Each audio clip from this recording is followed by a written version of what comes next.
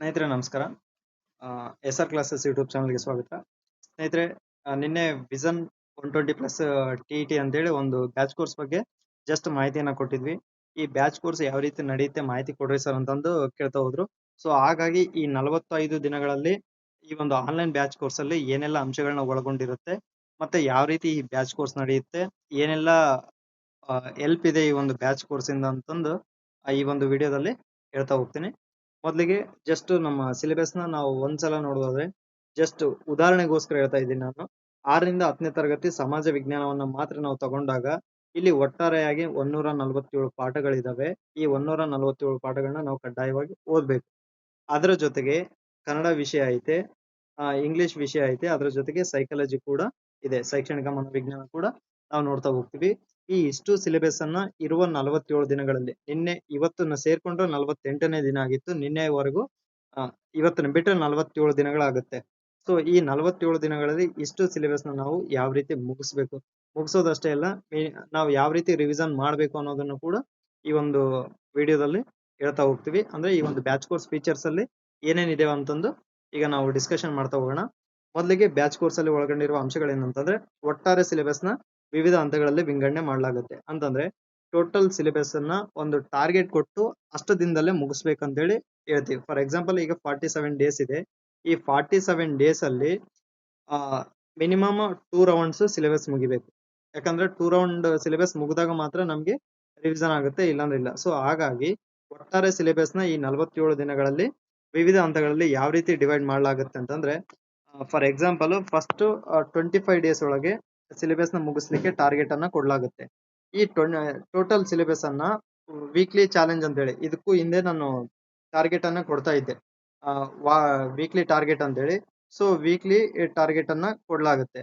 ಈ weekly target ಅಲ್ಲಿ ಎಲ್ಲ ವಿಷಯಕ್ಕೆ ಸಂಬಂಧಪಟ್ಟಂಗೆ ಶೈಕ್ಷಣಿಕ ಮನೋವಿಜ್ಞಾನ ಆಗಿರ್ಬೋದು, ಇಂಗ್ಲಿಷ್ ಆಗಿರ್ಬೋದು, ಅದರ ಜೊತೆಗೆ ಕನ್ನಡ ಮತ್ತು ಸಮಾಜ ವಿಜ್ಞಾನ, ಇಷ್ಟು ವೀಕ್ಲಿ ಟಾರ್ಗೆಟ್ ಅನ್ನ ಕೊಡ್ಲಾಗುತ್ತೆ. ಈ ವೀಕ್ಲಿ ಟಾರ್ಗೆಟ್ ಅನ್ನ ನೀವು ಕಂಪ್ಲೀಟ್ ಮಾಡ್ಲೇಬೇಕು. ಅದರ ಜೊತೆಗೆ ಕಂಪ್ಲೀಟ್ ಮಾಡಿದೀವ ಇಲ್ಲ ಅಂತಂದು ನಮ್ಗೆ ಅಪ್ಡೇಟ್ ಅನ್ನ ಕೊಡ್ಲೇಬೇಕು. ಯಾಕಂತಂದ್ರೆ ಇದು ಜಸ್ಟ್ ನಿಮ್ಮ ಒಂದು ಎಲಿಜಿಬಲ್ ಗೋಸ್ಕರ ಮಾಡ್ತಾ ಇಲ್ಲ. ನಾವ್ ಏನ್ ಟಾರ್ಗೆಟ್ 120 ಪ್ಲಸ್ ಅಂತ ಹೇಳಿದಿವಲ್ಲ, ಆ 120 ಪ್ಲಸ್ ಅನ್ನ ರೀಚ್ ಮಾಡಿಸ್ಲೇಬೇಕಂತೇಳಿ ನಮ್ಮ ಹಠ.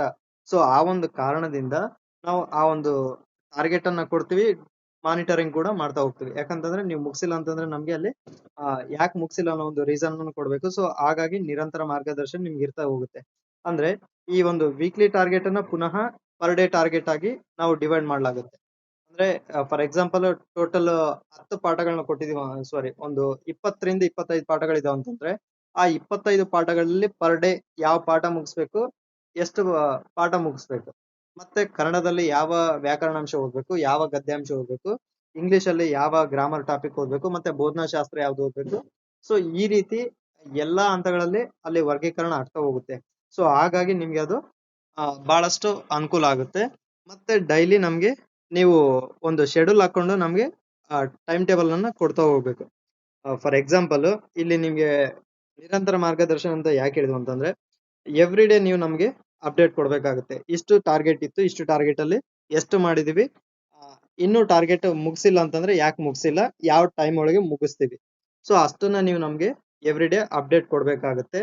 ಅದಾದ ನಂತರ ನಿಮ್ಗೆ ಯಾವುದೇ ಹಂತದಲ್ಲಿ ಡೌಟ್ ಬಂತು, ಫಾರ್ ಎಕ್ಸಾಂಪಲ್ ಯಾವ್ದೋ ಒಂದು ಲೆಸನ್ ಓದ್ತಾ ಇದ್ದೀರಾ, ನಿಮ್ಗೆ ಅಲ್ಲಿ ಅರ್ಥ ಆಗಿಲ್ಲ ಅಂತ ಏನಾದ್ರು ಡೌಟ್ ಬಂತು ಅಂತಂದ್ರೆ, ಆಗ ನಾವು ಒಂದು ಟೈಮ್ ಕೊಟ್ಟಿರ್ತೀವಿ. ಯಾವ ಟೈಮ್ ಇಂದ ಯಾವ ಟೈಮ್ ಒಳಗೆ ಕಾಲ್ ಮಾಡಬಹುದು, ಯಾರಿಗೆ ಕಾಲ್ ಮಾಡ್ಬೇಕು ಅಂತಂದು ನಾವು ನಿಮ್ಗೆ ಹೇಳ್ತೀವಲ್ಲ, ಅದು ಏನು ಒಂದು ಗ್ರೂಪ್ ಇರುತ್ತೆ. ಆ ಗ್ರೂಪ್ ಅಲ್ಲಿ ನಿಮ್ಗೆ ಹೇಳ್ತೀವಲ್ಲ, ಆ ಗ್ರೂಪ್ ಅಲ್ಲಿ ಯಾವ ಟೈಮ್ಗೆ ಹೇಳಿರ್ತೀವಿ ಆ ಟೈಮ್ಗೆ ನೀವು ಕಾಲ್ ಮಾಡಿ ಒಂದು ಏನ್ ನಿಮ್ಗೆ ಡೌಟ್ಸ್ ಇರುತ್ತೆ ಆ ಡೌಟ್ ನ ಕ್ಲಿಯರ್ ಮಾಡ್ಕೋಬಹುದು. ಸೊ ಇಷ್ಟು ಅಲ್ಲಿ ನಿಮ್ಗೆ ಮಾರ್ಗದರ್ಶನ ಕಂಟಿನ್ಯೂಸ್ ಆಗಿ ಇಲ್ಲಿ ಡಿಸೆಂಬರ್ 6 ವರೆಗೂ ನಿಮ್ಗೆ ಸಿಗ್ತಾ ಹೋಗುತ್ತೆ. ಅದಾದ ನಂತರ ಇನ್ನು ಈ ಒಂದು ಸಮಾಜ ವಿಜ್ಞಾನ ಆಗಿರ್ಬೋದು, ಶೈಕ್ಷಣಿಕ ಮನೋವಿಜ್ಞಾನ ಮತ್ತೆ ಬೋಧನಾಶಾಸ್ತ್ರ, ಇವುಗಳಲ್ಲಿ ನಿಮ್ಗೆ ಯಾವ ಪಾಠಗಳು ಅತ್ಯಂತ ಕ್ಲಿಷ್ಟಕರ ಅಂತ ಅನ್ಸುತ್ತೆ, ಆ ತರ ಕ್ಲಿಷ್ಟಕರ ಪಾಠಗಳನ್ನ ವಿವರಣೆ ಮಾಡ್ಲಾಗುತ್ತೆ. ಅಂದ್ರೆ ವಿಡಿಯೋಗಳನ್ನ ರೆಕಾರ್ಡ್ ಮಾಡಿ ಟೆಲಿಗ್ರಾಮ್ ಅಲ್ಲಿ ಬಿಡ್ಲಾಗುತ್ತೆ, ಯೂಟ್ಯೂಬ್ ಅಲ್ಲಿ ಬಿಡಲ್ಲ. ಯೂಟ್ಯೂಬ್ ಅಲ್ಲಿ ಬಿಟ್ರು ಕೂಡ ಅದು ಜಾಯಿನ್ ಕೋರ್ಸ್ ಇರುತ್ತೆ. ಅಂದ್ರೆ ಇಲ್ಲೇನು ನೀವು ಪೇ ಮಾಡಿ ಜಾಯಿನ್ ಆಗ್ತಿರಲ್ಲ, ಅಷ್ಟೇ ಪೇ ಮಾಡಿ ಅಲ್ಲಿ ಯೂಟ್ಯೂಬ್ ಅಲ್ಲಿ ಮೆಂಬರ್ಶಿಪ್ ತಗೊಂಡು ನೀವು ಆ ವಿಡಿಯೋಗಳನ್ನ ನೋಡ್ಬೇಕಾಗುತ್ತೆ. ಸೊ ಅಲ್ಲಿ ಯಾಕೆ ನಾವು ಆಪ್ಷನ್ ಕೊಡ್ಲಿಲ್ಲ ಅಂತಂದ್ರೆ, ಅಲ್ಲಿ ಕೆಲವೊಬ್ರು ಆಟೋ ಪೇ ಏನಾದ್ರು ಇಟ್ಟಿದ್ರು ಅಂತಂದ್ರೆ ಎವ್ರಿ ಮಂತ್ ಅಮೌಂಟ್ ಕಟ್ ಆಗೋ ಚಾನ್ಸಸ್ ಇರುತ್ತೆ. ಸೊ ಹಾಗಾಗಿ ಅಲ್ಲಿ ನಾನು ಕೊಡ್ಲಾರ್ದೆ ಟೆಲಿಗ್ರಾಮ್ ಅಲ್ಲಿ ವಿಡಿಯೋಸ್ ನ ಕೊಡ್ತಾ ಹೋಗ್ತಾ ಇದ್ದೀನಿ. ಸೊ ಅಲ್ಲಿ ಕೂಡ ಸಿಗುತ್ತೆ, ನೀವು ಅಲ್ಲೇ ಆದ್ರೂ ಅಟೆಂಡ್ ಮಾಡ್ಬೋದು. ಅದಾದ ನಂತರ ಇಲ್ಲಿ 147 ಪಾಠಗಳಿದಾವೆ. ಸರ್ 147 ಪಾಠಗಳನ್ನ ಮಾಡ್ತೀರಾ ಸರ್ ಅಂತಂದ್ರೆ 147 ಪಾಠಗಳನ್ನ ಮಾಡಲ್ಲ. ಅಲ್ಲಿ ಸಿಕ್ಸ್ತ್ ಸೆವೆಂತ್ ಅಲ್ಲಿ ಡಿಫಿಕಲ್ಟ್ ಅನ್ನೋ ಪಾಠಗಳು ಯಾವ ಇಲ್ಲ, ಖಂಡಗಳನ್ನ ಹೊರತುಪಡಿಸಿದ್ರೆ. ಈ ಖಂಡಗಳು ಪಾಠಗಳನ್ನ ಹೊರತುಪಡಿಸಿದ್ರೆ ಅಲ್ಲಿ ಡಿಫಿಕಲ್ಟ್ ಯಾವ್ದು ಇಲ್ಲ. ಸೊ ಹಾಗಾಗಿ ಸಿಕ್ಸ್ತ್ ಸೆವೆಂತ್ ಪಾಠಗಳನ್ನ ಮಾಡಲ್ಲ. ಒಂದ್ ವೇಳೆ ಅಲ್ಲಿ ಯಾವಾದ್ರೂ ನೀಡಿತ್ತು ಸರ್ ಅರ್ಥ ಆಗಿಲ್ಲ ಅಂತಂದ್ರೆ ಹೇಳಿದ್ರೆ ಆ ಪಾಠಗಳನ್ನ ಮಾಡ್ತೀನಿ, ಅದನ್ನ ಬಿಟ್ಟು ಅಲ್ಲಿ ತಗೊಳಲ್ಲ. ಇನ್ನು 8th 9th 10th ಅಲ್ಲಿ ಏನು ಲೆಸನ್ಸ್ ಇದಾವಲ್ಲ, ಅವುಗಳಲ್ಲಿ ಮುಖ್ಯವಾಗಿ ಭೂಗೋಳಶಾಸ್ತ್ರ ಆಗಿರ್ಬೋದು, ಅಂದ್ರೆ ಜಿಯೋಗ್ರಫಿ ಆಗಿರ್ಬೋದು, ಎಕನಾಮಿಕ್ಸ್, ಜಿಯೋಗ್ರಫಿ, ಎಕನಾಮಿಕ್ಸ್, ಮತ್ತೆ ಬಿಸ್ನೆಸ್ ಸ್ಟಡೀಸ್, ವ್ಯವಹಾರ ಅಧ್ಯಯನ ಆಗಿರ್ಬೋದು. ಅದ್ರ ಜೊತೆಗೆ ಇನ್ನು ಯಾವಾದ್ರೂ ನಮ್ಮ ಸಂವಿಧಾನದಲ್ಲಿ, ಸಾರಿ, ರಾಜ್ಯಶಾಸ್ತ್ರದಲ್ಲಿ, ಪೊಲಿಟಿಕಲ್ ರಾಜ್ಯಶಾಸ್ತ್ರದಲ್ಲಿ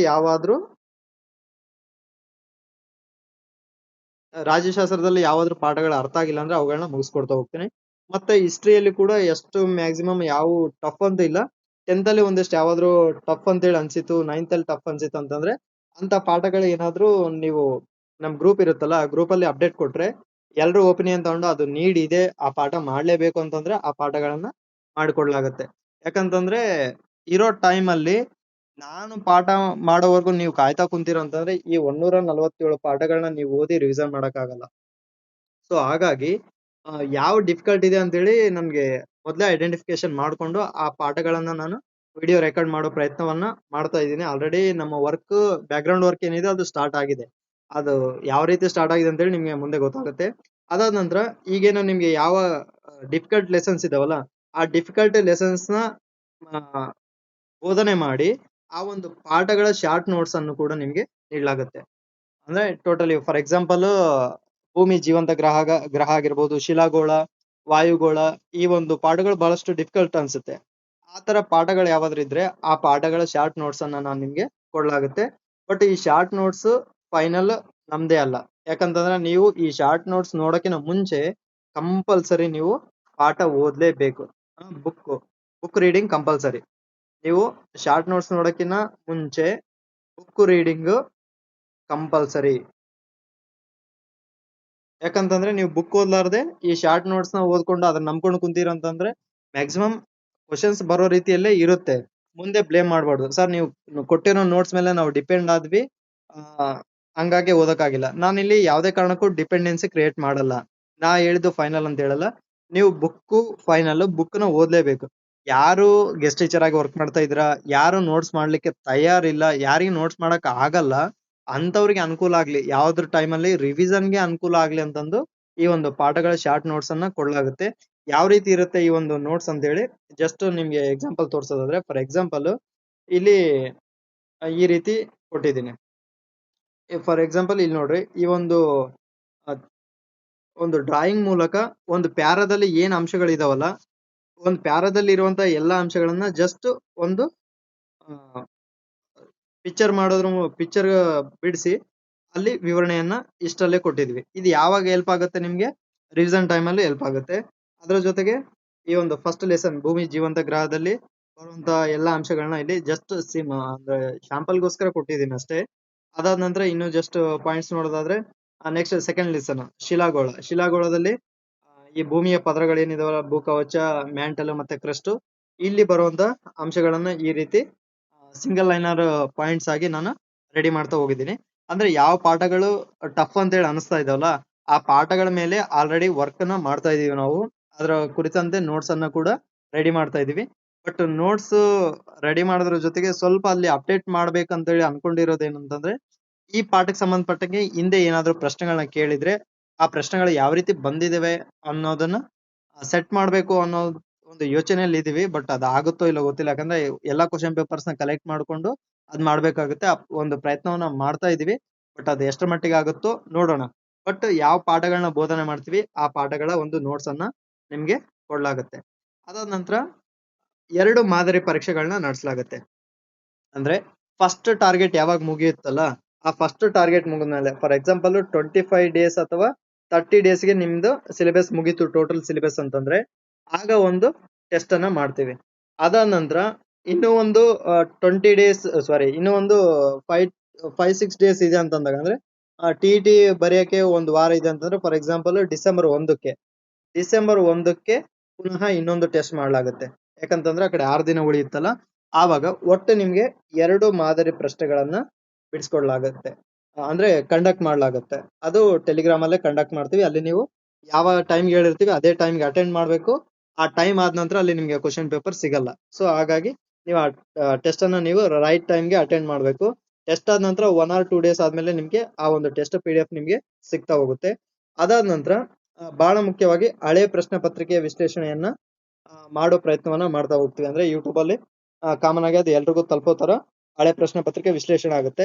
ಅದಾದ ನಂತರ ಶೈಕ್ಷಣಿಕ ಮನೋವಿಜ್ಞಾನ ಮತ್ತು ಬೋಧನಾ ಶಾಸ್ತ್ರಕ್ಕೆ ಸಂಬಂಧಪಟ್ಟಂಗೆ ಸೂಕ್ತ ಮಾರ್ಗದರ್ಶನ ನಿಮ್ಗೆ ಕೊಡಲಾಗುತ್ತೆ. ಅಂದ್ರೆ ಸೋರ್ಸ್ ಎಲ್ಲಿ ಸಿಗುತ್ತೆ, ಸಾಧ್ಯ ಆದ್ರೆ ಶೈಕ್ಷಣಿಕ ಮನೋವಿಜ್ಞಾನ ಮತ್ತು ಬೋಧನಾ ಶಾಸ್ತ್ರಕ್ಕೆ ಸಂಬಂಧಪಟ್ಟಂಗೆ 10 ವಿಡಿಯೋಗಳನ್ನ ಮಾಡೋ ಪ್ರಯತ್ನವನ್ನಾದ್ರೂ ಮಾಡ್ತಾ ಹೋಗ್ತೀವಿ. ಸಮಾಜ ವಿಜ್ಞಾನ ಜೊತೆಗೆ ಶೈಕ್ಷಣಿಕ ಮನೋವಿಜ್ಞಾನದ ಮತ್ತು ಬೋಧನಾ ಶಾಸ್ತ್ರಕ್ಕೆ ಸಂಬಂಧಪಟ್ಟಂಗೆ ಮಿನಿಮಮ್ 10 ವಿಡಿಯೋಸ್ ಆದ್ರೂ ಕೊಡೋ ಪ್ರಯತ್ನವನ್ನ ಮಾಡ್ತಾ ಹೋಗ್ತೀವಿ. ಅದಾದ ನಂತರ ಇಂಗ್ಲಿಷ್ ವಿಷಯಕ್ಕೆ ಸಂಬಂಧಿಸಿದಂತೆ ಗೈಡೆನ್ಸ್ ಅನ್ನ ಇಂಗ್ಲಿಷ್ ಟೀಚರ್ ಇಂದಾನೆ ಕೊಡಿಸಲಾಗುತ್ತೆ. ಅಂದ್ರೆ ಅದು ಜೂಮ್ ಮೀಟಿಂಗ್ ಅಲ್ಲಿ ಆಗಿರ್ಬೋದು ಅಥವಾ ಗೂಗಲ್ ಮೀಟ್ ಅಲ್ಲಿ ಆಗಿರ್ಬೋದು ಅಥವಾ ಯಾವ್ದೋ ಒಂದು ವೇನಲ್ಲಿ ಆದ್ರೂ ನಿಮ್ಗೆ ಇಂಗ್ಲಿಷ್ ಟೀಚರ್ ಇಂದ ನಿಮ್ಗೆ ಗೈಡೆನ್ಸ್ ಅನ್ನ ಕೊಡಿಸೋ ಪ್ರಯತ್ನ ಮಾಡ್ತೀವಿ. ಸಾಧ್ಯ ಆದ್ರೆ ನೋಟ್ಸ್ ಕೊಡೋ ಪ್ರಯತ್ನವನ್ನಾದ್ರೂ ನಿಮ್ಗೆ ಮಾಡ್ತಾ ಹೋಗ್ತೀವಿ. ಅದಾದ ನಂತರ